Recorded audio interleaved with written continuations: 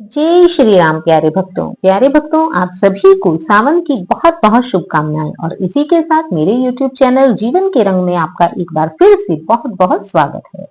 तो प्यारे भक्तों, जैसे कि हम सभी सुन रहे हैं पवित्र श्री रामायण जी का पाठ, तो आइए इसी कड़ी को आगे बढ़ाते हुए शुरू करते हैं आज की कथा को। इससे पहले हमने देखा कि किस प्रकार से विभीषण को लंका का पति रावण लात मार कर देश से निकाल देता है और विभीषण वहां से श्री राम की शरण में आ जाते हैं। प्रभु श्री राम तो हैं ही पूर्णतः शरणागत वत्सल। वे विभीषण को उसके अपने शत्रु का भाई न समझकर अपनी शरण में आया हुआ एक दीनहीन व्यक्ति समझते हैं और उसे तुरंत ही अपने मित्र के समान अपने समीप बिठा लेते हैं तथा इसी के साथ उसे लंका का राजा भी बना देते हैं। तो चलिए इसके पश्चात आगे क्या होता है यह इसका वृतांत सुनते हैं। तो चलिए सबसे पहले मना लेते हैं अपने प्यारे श्री गणपति गणेश को। गजाननं भूतगणादिसेवितं कपितजम्बूफलचारुभक्षणं उमासुतं शोकविनाशकारकं नमामि विघ्नेश्वर पादपंकजं। जय श्री गणेश। और अब मना लेते हैं भक्तों के वीर शिरोमणि वीर हनुमान जी को। कथा प्रारंभ होते है, सुनो वीर हनुमान, आन विराजो कथा में, करो नाथ कल्याण, सियावर राम जय जय राम, मेरे प्रभु राम जय जय राम, करो कल्याण जय जय राम। जय श्री राम। प्यारे भक्तों, तो चलिए शुरू करते हैं आज की कथा को। अब आगे जैसा हुआ सुनिए वह धर ध्यान, कपिपति से लंकेश से बोले कृपा निधान। किस प्रकार विभीषण को श्री राम की शरण में आने के पश्चात से आगे क्या होता है, उसके पश्चात श्री राम सुग्रीव और विभीषण दोनों से कहते हैं, हे किष्किंधापति बतलाओ अब क्या करना है आगे, उस निश्चर पति दशकंधर से किस भांति लड़ाई लड़ना है आगे। इस 100 योजन के सागर को किस तरह पार कर सकते हैं, क्या किसी प्रकार किसी विधि से हम पुल तैयार कर सकते हैं। और तब श्री राम पूछते हैं कि हे सुग्रीव, हम इस 100 योजन के सागर को कैसे पार करें। प्रथम विभीषण ने कहा, सुनिए करुणागार, सदा धर्म की जय रहे, होगा बेड़ा पार। वानर सेना अब अगणित है तो चिंता ही क्या पुल की है, उद्योगी वीरों को जग में कठिनाई नहीं कहीं भी है। संकोच यही है सागर यह अत्यंत पूज्य है रघुकुल का, इसलिए विनीत भाव ही से मांगिए मार्ग इससे पुल का। तब विभीषण जी कहते हैं कि हे प्रभु, यद्यपि हमारे पास अगणित वानरों की सेना है जिससे इस पर पुल बनाना कोई मुश्किल कार्य नहीं है, फिर भी मैं चाहता हूं कि पहले विनीत भाव से विनम्रता से पुल से मार्ग मांगा जाए। लखन लाल क्रोधित हुए सुनकर ऐसी राय, शीश नवा बोले तुरंत वे छोटे रघुराय। जो कार्य शीघ्र ही करना है होगा न विनय की बातों से, भी नहीं निकलता भाई जी सीधी या खड़ी उंगलियों से। चढ़ जाए धनुष पर बाण अभी तो उसका गर्व हरण होगा, फिर सागर या महासागर क्या आरत हो चरण शरण होगा। शांत शांत हो अनुजवर बोले श्री रघुवीर, ऐसा ही होगा मगर धरे रहो कुछ धीर। इतना कहकर सिंधु तट बैठे विनय निमित्त, सुनिए अब पिछली कथा सावधान हो चित्त। और इस प्रकार लक्ष्मण को शांत करके श्री राम सागर के तट पर समुद्र से मार्ग मांगने के लिए उसकी विनय करने वहां बैठ जाते हैं। और उधर लंका में विभीषण के आने के पश्चात क्या होता है इसे ध्यानपूर्वक सुनिए। लंका से चल रामादल में जिस समय विभीषण आए थे, पीछे से भेद जानने को रावण ने दूत पठाए थे। वानराकार में शुक सागर इस समय घूमते फिरते थे, श्री राम विभीषण मिलन देख सानंद झूमते फिरते थे। व्यवहार यहाँ का देख देख वह दोनों भी जब भक्त हुए, घर की तन की सुधि भूल गए, उन्मत्त हुए अनुरक्त हुए। हो गए प्रकट खुल गया कपट, कपियों ने चट पहचान लिया, झटके दे दे वहीं पर कपट का जब दूत गुप्त दूत अनुमान किया। और इस प्रकार जब रावण ने उसके पीछे पीछे शुक और सारण इस नाम के 2 राक्षसों को अपना दूत बनाकर भेजा था, किंतु वहां पर श्री राम के दल में प्रेम को देखकर वे वहीं पर उन्हीं के भक्त हो गए तथा उन्हें वहां के वानरों ने पहचान कर पकड़ लिया। नाक कान काटो अभी बोले कपि दो तीन, राम लखन की दे उठे तभी दुहाई दीन। श्री लखन लाल के कान पड़ा वह करुणा क्रंदन दूतों का, बुलवा कर अपने पास वहीं खुलवाया बंधन दूतों का। पहले तो समाचार पूछा फिर दोनों को स्वतंत्रता दी, फिर थोड़ा सा कुछ सोच समझ रावण के नाम पत्रिका दी। ले जाओ हमारी चिट्ठी यह दशकंधर को दिखला देना, फिर कुछ संदेश जुबानी भी अभिमानी को समझा देना। नास्तिकता चोरी कलह नशा और परनार, कहना यह वस्तुएं हैं वंश विनाशनहारी। और लक्ष्मण जी इस प्रकार रावण के नाम संदेश भेजते हैं कि जो व्यक्ति नास्तिक, चोरी, झगड़ा, नशा या दूसरे की नारी का हरण करता है उसके वंश का एक दिन विनाश हो जाता है। आंखों के रहते अंधा है तो बीज जहर का बोता है, चोरी से हर कर पर नारी अब रण में सम्मुख होता है। इस उल्टी मत के कारण ही लंका की सत्यानाशी है, यह बारंबार जता देना जानकी प्यासी है। चिट्ठी लेकर दूत वे चले शीघ्र अत्यंत, रावण के दरबार में प्रस्तुत हुए तुरंत। शुक सारण आ गए क्या बोल उठा दश भाल, किस प्रबंध में है वहां कौशल्या के लाल। पहले तो सब वृत्तांत कहो उस बुद्धि विहीन विभीषण का, जो देश जाति का द्रोही है बागी भाई है रावण का। फिर उन लड़कों की बात कहो जो निज प्राणों पर खेले हैं, फिर जिसने लंका दहन किया उस जैसे कितने बनरे हैं। सारण बोला है वहां हर्ष व्याप्त सर्वत्र, लाए हैं हम साथ में लक्ष्मण जी का पत्र। पहले तो दिया राम जी ने लंका का राज्य विभीषण को, फिर हम दोनों को जब समझा तो आया क्रोध कीशगण को। लक्ष्मण जी को आ गई दया हमने जिस समय दुहाई दी, मुख से भी कुछ संदेश कहा चिट्ठी भी लिखी विदाई दी। हे नाथ राम तो अद्भुत है क्या कहें, हृदय खो गया वहीं, जिन जिन अंगों पर दृष्टि गई मन लुभा लुभा कर रहा वहीं। इस प्रकार शुक और सारण वहां श्री राम की तारीफ करते हुए कहते हैं, चरणों की छवि देखी बनती वर्णन में तनिक न आती है, कमलों पर दौड़ दृष्टि भ्रमरी बस बार बार ही जाती है। श्री रघुकुल भूषण मुस्का कर लंका की ओर देखते हैं, शोभायमान था धनुष बाण हाथों में उसे फेरते हैं। नखशिक सुंदरता भरे हैं कौशल के लाल, शोभित जिनकी देह पर धूल और तरुछाल। श्री महाराज अब तक तो थे रघुराई की चर्चा में हम, अब उनके दल बल का वर्णन करते हैं भरी सभा में हम।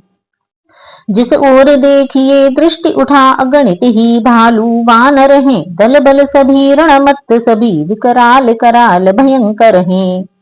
सुग्रीव नील नल जामवंत हनुमान मयंद द्विद अंगद, धूम्राक्ष केसरी गए गवाक्ष ददिभाल शरभ शरभंग पुरद। अगणित कपि गर्जन तर्जन कर दहलाते व्योम धरा को है, कर देंगे क्षण में खंड खंड यो देख रहे लंका को है। नाथ कहाँ तक हम कहें उनकी कथा बताए, देख देख कर इस ओर कहते थे किलकार। कर देंगे छिन्न भिन्न घल दल भेजेंगे यमपुर रावण को, वह छत्र मुकुट वह सिंहासन दे देंगे भक्त विभीषण को। इस प्रकार वे कहते हैं कि वहां का प्रत्येक वानर इस लंका का विनाश करने के लिए आतुर हो रहा है। श्री राम ने आज्ञा देते हैं अन्यथा अभी दिखला दे हम, सेना समेत दशकंधर को दल डाले धूल मिला दे हम। आसुरी सभा को उलट पुलट चोरों का स्वाद चखा दे हम, सारी नगरी को चौपट कर सागर के मध्य बहा दे हम। जगदम्बा जगजैया जननी सीता माँ को ले आए हम, एक आसन राजे राम सिया पूजा कर पुष्प चढ़ाए हम। सुनकर दूतों की कथा लखन पत्रिका 5, हंसकर रावण ने कहा लिया शत्रु बल जांच। और इस प्रकार वहां की कथा को सुनकर रावण हंसकर कहता है, वानर भालू की चिंता क्या, वह तो असुरों का भोजन है। रावण से लड़ने आते हैं, लड़कों का यही लड़कपन है। देखो तो छोटे तपसी को कैसे बकवादे करता है, मृग शावक शशि के छूने को चौकड़ी छलांगे भरता है। हाथ बांध शुक ने कहा सुनिए निश्चर राज, रूठ रहा है आपसे राज और यह ताज। और तब रावण की यह बात सुनकर शुक पुनः रावण को समझाते हुए कहता है, कुछ होनहार है लंका में, यह हमें दिखाई पड़ती है। जो भली बात भी नाथ तुम्हें विष जैसी कड़वी लगती है। संशय की रही बात ही क्या, जब स्वयं देख हम आए हैं। निश्चय ही अपनी ताकत से वे ड्योढ़े और सवाए हैं। सीता को दे कीजिए संधि जग में यदि जीवित रहना है, अन्यथा हमें यह दिख रहा उनसे लड़ना खुद मरना है। हम जिस तपस्या कहते हैं वह योगेश्वर हैं भूतल में, तोड़ेंगे हमें खिलौना सा जब खेलेंगे युद्ध स्थल में। रक्त वर्ण रावण हुआ नेत्र हो गए लाल, लात मार दरबार से दोनों दिए निकाल। और उनकी इस बात को सुनकर भी रावण को क्रोध आ जाता है और वह उन दोनों को भी वहां से निकाल देता है। यह भी ला गए रघुवीर शरण, सब बीती बतलाई अपनी। रघुराई की अनुकंपा से दोनों ने गति पाई अपनी। शुक शारण ऋषि थे शाप वश लंका में रहे अज्ञ होकर, अब शाप मिटा आश्रम पहुंचे करुणा निधि के कृतज्ञ होकर। और इस प्रकार से शुक और शारण अपने श्राप को मुक्त कर देते हैं। तथा उधर सागर के तट पर क्या होता है यह सुनिए। विनय ने सागर ने सुनी बीत गए दिन 3, तब उठे प्रभु ऊब कर रह न सके आसीन। बोले भय बिन होती न प्रीति, इस कारण बाण चलाना है। फिर बाण को नसा अग्नि बाण, पानी में आग लगाना है। यह कहकर बाण चढ़ाया जब धनवा का जब टंकार हुआ। जलचर सा दल सारा अकुलाया, सागर में हाहाकार हुआ। ऊपर से प्रभु की क्रोधानल, नीचे से भड़की बड़वानल। 2 अनलों में जब आया खल, तब फैली सागर में खलबल। अब तो कंचन थाल में मणिगण भर अनु, आया शरण कृपालु के धर्मानव का रूप। और इस प्रकार जब प्रभु श्री राम के क्रोध से वह संपूर्ण सागर का जल जलने लगा, तब सागर एक इंसान का रूप धरकर वहां पर आता है। चरणों पर प्रथम नजर डाली, फिर हीरे मोती नजर किए। फिर हाथ जोड़ कर खड़ा रहा, लज्जावश नीची नजर किए। फिर बोला क्षमा क्षमा राघव, तुम कृपा सिंधु हो दानी हो। जलने जलने की ठहरा दी, आबरू न पानी पानी हो। सिंधु वचन सुन हंस पड़े श्री रघुराज उदार, कहा बताओ कपि कटक किस प्रकार हो पार। शीश नवा उसने कहा सुनिए करुणागार, जो आज्ञा हो आपकी वही मुझे स्वीकार। प्रभु के प्रताप से क्षण भर में शोषण हो सकता है मेरा, पर इतना ध्यान रहे भगवन गौरव भी मिटता है मेरा। क्यों नहीं कार्य वह किया जाए, जिसकी युग युग तक याद रहे। हो जाए विजय भी राघव की, सागर की भी मर्यादा रहे। नल नील बड़े वरदानी हैं, वे जल पर सेतु बनाएंगे। अपने हाथों से रखेंगे तो पत्थर भीतर जाएंगे। फिर मदद करेगा सागर भी, मन में यह छुपी भावना है। पुल बंधे विजय हो लंका पर, मेरी भी यही कामना है।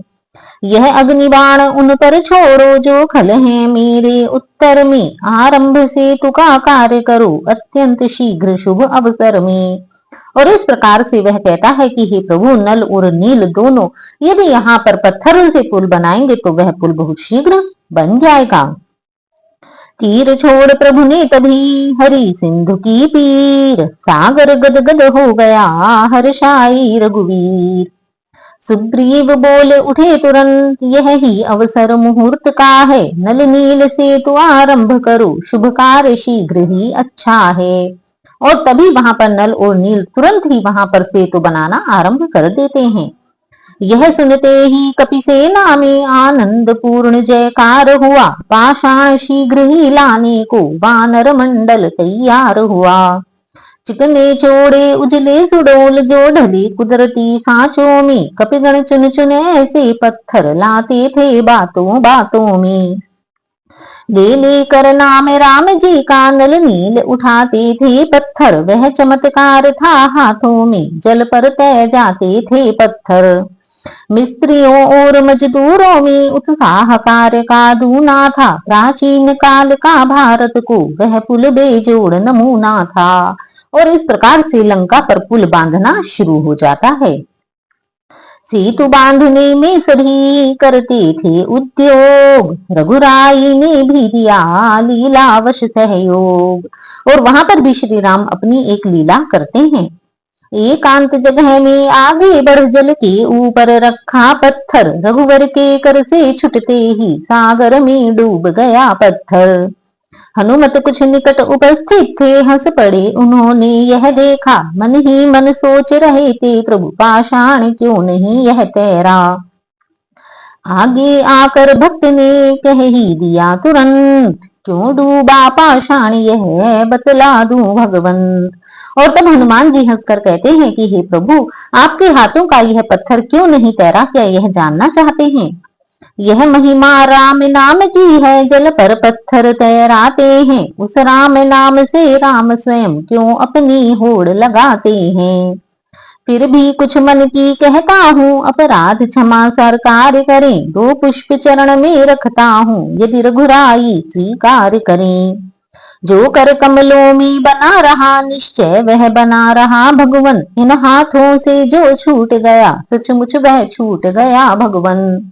अर्थात हनुमान जी कहते हैं कि हे भगवान, जो आपके हाथों से छूट जाएगा वह इस पानी पर तो क्या कहीं भी तैर नहीं सकता। अर्थात जब तक व्यक्ति आपकी शरण में है तभी तक वह हर जगह निर्भय है, तभी तक वह हर जगह पार हो सकता है। ठीक समय में हो गया सुंदर सेतु तैयार, मुस्का कर कहने लगे तब श्री करुणागार। जो कार्य नहीं हो सकता है सम्राटों से भी बरसों में, है साधुवाद द्वारा तुमको वह कर दिखलाया कुछ दिवसों में। अच्छा अब मेरी इच्छा है संस्थापन हो शिव शंकर का, लड़ने लंका पर चढ़ने के पहले आराधन हो शिव शंकर का। और इस प्रकार जब वहां पर पुल तैयार हो जाता है तो उसके बाद भगवान राम वहां पर अपने इष्ट प्रभु शिव जी का वहां पर स्मरण करते हैं और उनकी पूजा के लिए वहीं पर एक शिवलिंग बनाते हैं। यह वही शिवलिंग है जो आज भी दक्षिण में रामेश्वर के नाम से प्रसिद्ध है। रण के देवता त्रिलोचन है, पहले हम उन्हें मनाएंगे, मृत्युंजय का आवाहन कर राक्षस गण पर जय पाएंगे। असुरों के रखवाले हैं तो अपने भी रक्षक हैं, शंकर है न्याय जहां पर सर्वप्रथम उस जगह सहायक हैं शंकर। मैं उनका हूँ वह मेरे हैं, हम दोनों क्षीर शर्करा हैं, आराध्य देव या इष्ट देव मेरे तो भोले बाबा हैं।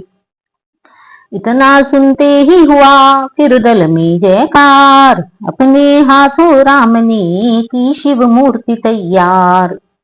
संस्थापन आवाहन अर्चन विधि सहित हुआ विश्वेश्वर का, सागर तट बना राम द्वारा इस भांति धाम सिद्धेश्वर का। प्रभु बोले शंकर में मुझ में है लेश मात्र भी भेद नहीं, जो जन अद्वैत उपासक है होता है उसको खेद नहीं। जैसे सब नदियों का पानी सागर ही में तो आता है, क्यों ही सब देवों का पूजन परमात्मा ही में जाता है। इतने में कहा पवन सुत ने अब द्वैत समाप्त तमाम हुआ, इसलिए आज से आगे को शिव राम एक ही नाम हुआ। और इस प्रकार जो भी व्यक्ति भगवान शिव और श्री राम में भेद समझता है वह मानो अज्ञानी ही है, अपितु शिव और राम में कोई भेद नहीं है। यह सुनकर फिर जयकार हुआ, ध्वनि गूंज उठी श्री हरिहर की। तुम भी अब राधे श्याम कहो, जय राम और जय रामेश्वर की। श्री रामेश्वर देव का कर पूजन उपचार, वानर सेना सहित प्रभु उतरे सागर पार। और इस प्रकार वहां रामेश्वर का पूजन करके प्रभु वानर सेना के साथ लंका में आ जाते हैं। वहां पहुंचकर दिवस जब बीत गए 2-4, तब प्रभु मंत्री गणों में करने लगे विचार। हे भाई बतलाओ आगे, अब कैसे पांव बढ़ाना है। लंकापति तो चुप बैठा है, कुछ खबर नहीं क्या ठाना है। हम तो उसके घर आ पहुंचे, वह नहीं युद्ध में आया है। लंका के द्वार बंद क्यों है, कुछ भेद न इसका पाया है।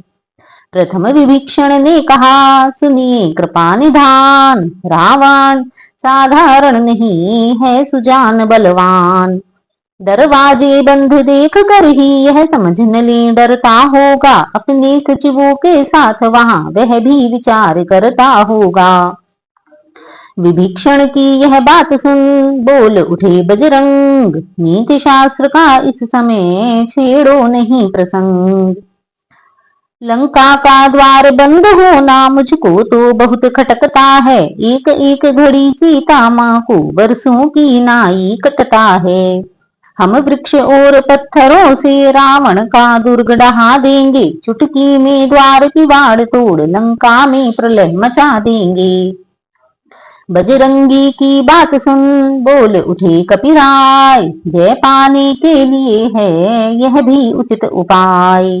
और इस प्रकार हनुमान की बात सुनकर सुग्रीव कहते हैं कि यद्यपि यह सही है, फिर भी मैं अपनी एक राय देता हूँ। फिर भी मेरी यह सम्मति है, निज दूत प्रथम भेजा जाए। जो बैरी के मन का बल का सारा ही भेद लगा लाए। संभव है शत्रु सुलह कर ले, तब तो विचार यह सुंदर है। इस कटने मरने से पहले उसको समझाना बेहतर है। तुम बुद्धिमान हो हनुमान, कहते हो बात ठिकाने की। फिर एक बार बस तुम्ही वहां तकलीफ उठाओ जाने की। और इस प्रकार पुनः एक बार हनुमान जी को वहां दूत बनाकर भेजने की तैयारी होती है। जामवंत कहने लगे, है तो ठीक विचार, पर हनुमत ही जाए फिर यह न हमें स्वीकार। किंतु जामवंत इस बात को स्वीकार नहीं करते। रावण अवश्य यह समझेगा, सारा आधार इसी पर है। आता है यह ही बार बार, इस कारण वहां एक बस यह है।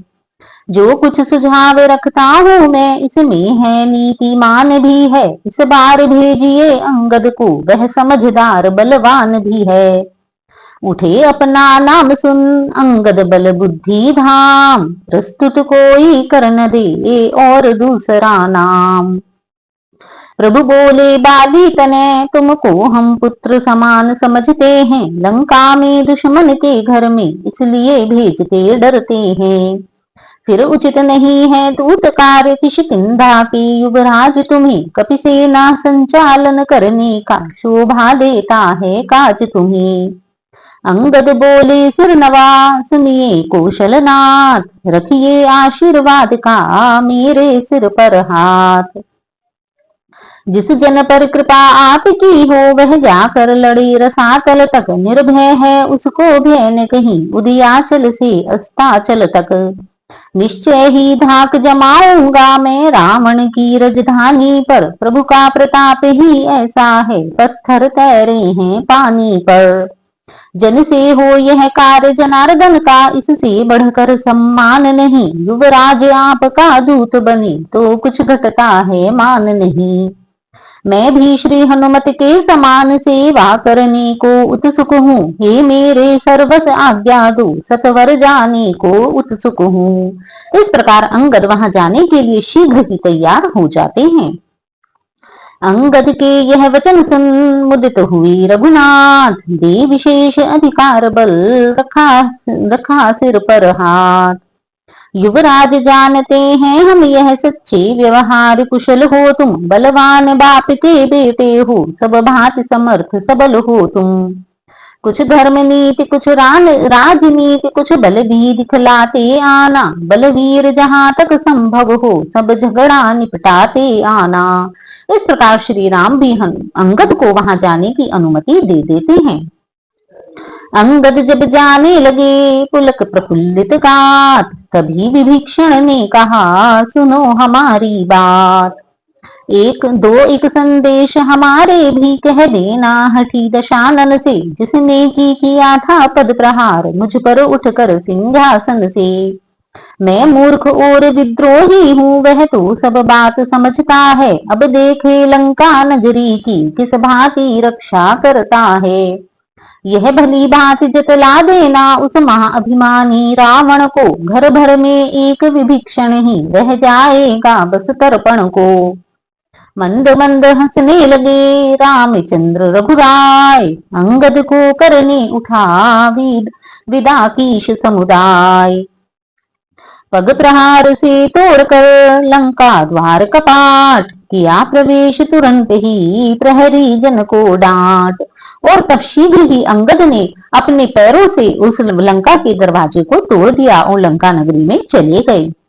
बांका बल वाला मत वाला मल्लों की नाई चलता था, रणरंगी जंगी झूम झूम सिंहों की भांति गरजता था। रावण के सुत से अनायास जाती जाती मुठभेड़ हुई, आदर न किया कुछ अंगद ने बस इसी बात पर छेड़ हुई। और जब अंगद रावण की सभा में जा रहे थे तो रास्ता में उनकी रावण के पुत्र से मुठभेड़ हो जाती है। पहले भौहें ठेड़ी कर उसने इस भांति कलाम किए, आगे से मेरे हटा नहीं जाता है बिना प्रणाम किए। इस असभ्यता का स्वाद तुझे ओ बनरे अभी चखाऊंगा, मैं राजकुमार यहाँ का हूँ बोटी बोटी नुचवाऊंगा। अंगद अंगारा हुए कहा बस खबरदार, दूध न सूखा होठ का बना सिपह सालार। हम जिसके भेजे आए हैं वही स्वामी भूमंडल का है, आगे से हटे प्रणाम करें क्या तेरा हम पर कर्जा है। हम बालराज के बालक हैं जो अपने बल में पूरा था, तू क्या है तेरे रावण को 6 मास कौख में रखा था। वह बोला बस मौन हो मुंह को लगा लगाम, आज सामना हो गया कभी सुना था नाम।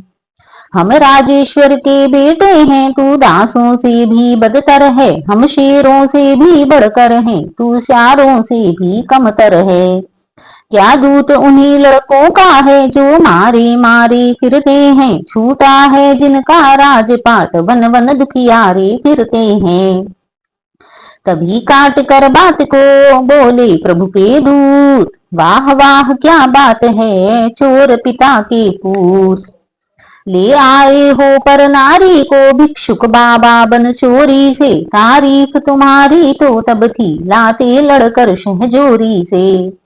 अब समय हमारा आता है ठहरो तुमको दिखलाएंगे, लंका में कर भीषण संहार अपनी माँ को ले जाएंगे।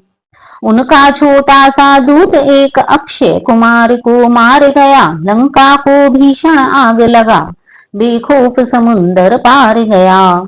जो बुआ तुम्हारी होती है लंका में सती साध्वी है, जिनका तेजस्वी मुख निहार रीझी श्री शूर्पणखा जी हैं।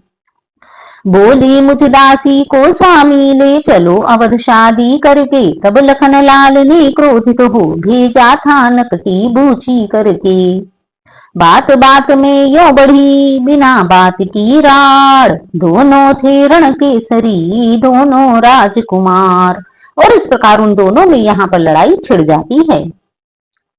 अंगद के मुंह लग कर उसने जब इस प्रकार मुंह की खाई, तो खिसिया कर खांडा तोला बोला क्या मोत खींच लाई।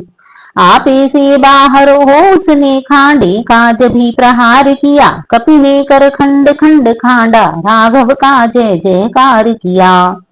कटी तोड़ अंत में अंगद ने उसको निशक्त नितांत किया, पल भर में पत्थर पर पटका पटका देकर प्राणांत किया। और वहीं पर पल भर में अंगद और उसकी लड़ाई होती है तथा अंगद उसका वध कर देते हैं। लंकापुर में हुआ अब घर घर हाहाकार, नर नारी डरने लगे, बंद हुए बाजार।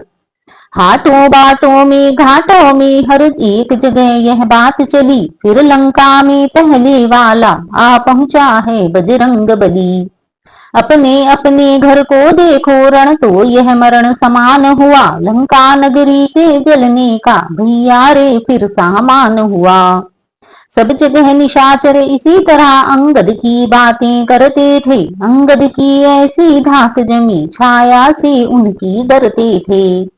जिस पर भी दृष्टि डालते यह वह भय से सूखा जाता था, पूछना चाहते मार्ग जिससे वह बिन पूछे बतलाता था। राज रहा था सभा में जब रजनी चर राज, द्वारपाल ने आ कहा जय राजेश्वर राज। तपसी बच्चों की सेना से अंगद नामक कवि आया है, अपने को दूत बताता है, कुछ राज संदेशा लाया है।